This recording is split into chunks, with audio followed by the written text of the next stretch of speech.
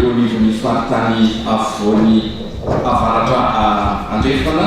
amin'izao zay kabe zao ny voalotelinay dia manome fialantsiny tsy fahatongavan'ny filohan'ny FPMA pasteur Setarasondray be mahatsara mavaka antinareo rehetra izy amin'izao fotoana izao tsy afaka izy ny antony manokana. Voaloteny koa dia araka ny voalaza teo fisaorana ny faritany bron faritany sy navavahoaka n'Andriamanitra tonga maro be ary raha mahita eto dia tena feno tokoa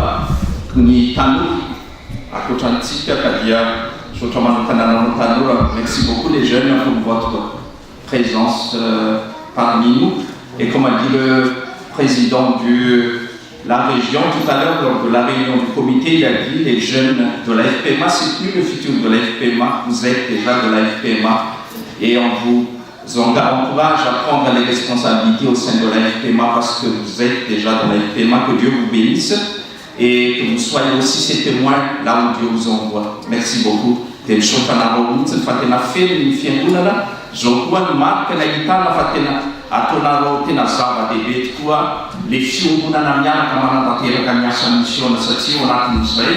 ny loahevitry ny FPMA fiangonana manao asa misiona fiangonana mba hanasitanana fiangonana miroso amin'ny fanatanterana ny asa eo anivon'ny FPMA manontolo dia voalaza teo mona fisaorana ny tafo FPMA mien c'est nandray amin'izao fotoana zao dia ny tombo ampaherenareo koa amin'izany asa pansin'izany tsy adino ianareo ray aman-dreny mpitandrina rehetra araka ny voalaza teo fanamafisana misaorana ny tombo ampaherenareo amin'izany asa masina izany ho voninahitry ny anarana. Mampatsiahy antsika fotsiny moa fa amin'ity taona ty koa no ankalazana fahelopolo taona ny tapany FPMA fiangonana protestanta malagasy teto andafy ary ny loha FTB dia tena mifanaraka amin'ny voalazany ray aman-dreny mpitandrina teo ao amin'ny Jakoba toko voalohany ny faharoapolo manao hoe ny FPMA mandray amin'ny fahalemem-panahy ny tenin'Andriamanitra nomeny namboleny enimpolo taona ny FPMA enimpolo taona raha dimampolo taona ny FPMA dia ny teny fanevany raisina dia hoe ho lehilahy sy vehivavy lehibe atratra ny ohatry ny alehibaizany Kristy ary tonga ny fotoana azahoan'ny FPMA raha manontolo koa manontany tena hoe aizaho aizy tsika amin'izao enimpolo taona izao dia ny teny faneva hoe oka mba ho raisiny amin'ny fanelim-panahy zany tenin'Andriamanitra izany tsy tenin'Andriamanitra ianona fotsiny tsy tenin'Andriamanitra ianarana fotsiny fa indrindrandrindra tenin'Andriamanitra ianana araka ny voalaza teo zany fiainana amin'ny tenin'Andriamanitra izany no ahatonga antsika ho tena vavolombelon'i Kristy dia voalaza ny ray aman-dreny mpitandrina teo hoe ny azahoantsika tena miorona amin'izany tenin'Andriamanitra izany fiangonana marina eo amin'i Jesosy Kristy azahoantsika mandray miaina n'izao fotoana zao anifiny ny androntsika ampinoana ary azahoantsika koa ny fandromy fiainana mandrakizay. Zay ny momba ny lohahevitra ary eo anivon'ny voavoan'ny FPMA moa dia mampasiahy antsika fa ny voalohany faharoa fahatelo marsa izao dia isy ny assise niretroise zay voalaza ny filohan'ny faritany teo maro ny mpitandrina ao anivon'ny FPMA kehitriny 90 no maty ihany, mbola misy 120 mbola tsy maty ihany ary anisan'ny tandrina lehibe nataon'ny synode hoe ho maty ihany avokoa ny mpitandrina rehetra ka isika vahoaka ny FPMA isika ny tompona andraikitra amin'ny fanatanteran'izany atsony tompo dia ny voalohany faharoa fahatelo marsa io ny tanteran'izany tanjona mompiavina dia hoe mba hanaovan'ireo mpitandrinareo ny asa ampifaniana fa tsy ampiasetony ary isika laika no anisan'le mpanatanteraka izany ampiasain'ny tompo anatanteraka izany satria nahazontsika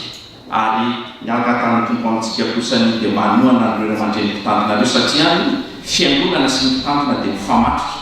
ary raha tsy mandeha ny fiangonana raha tsy eo ny mpitandrina ary ny fomba azahoantsika manatanteraka izany asa fitoriana ny filazantsara izany dia nanoanana ireo mpitandrinareo ho voninahitr'Andriamanitra farambiavana naraka ny fatantsika koa dia natao misy fotoana fankasitana sy fanaovam-beloma ny filohan'ny FPMA teo aloha pasteur Jean-Baptiste Ramivady andeha miainga eto Frantsa izy manomboka amin'ny fafito amby roapolo volana febroary izao ary tapaka koa teo anivon'ny komity marika teo tamin'ny synode fa mety manana naovana ny déménagement dia isika vahoaka ny FPMA isika faritany sy tafo manatanteraka izany misy ny fanana tanteraka ny fandraisana andrasana fandraisana anjara misy mbola tsy natanteraka izany mampisika antsika ampitiavana satria zany maty hitamaso koa azahoantsika makasitraka miasa mitanterana izany mpanampin'Andriamanitra izany voninahitran'Andriamanitra lehibe ihany dia voninahitra n'Andriamanitra amin'izay rehetra tanteraka ary ny fiadanana sy ny fankairezana mafana masina ho tanteraka amintsika rehetra azahoantsika manatanteraka ny asa masina rehetra voninahitran'Andriamanitra.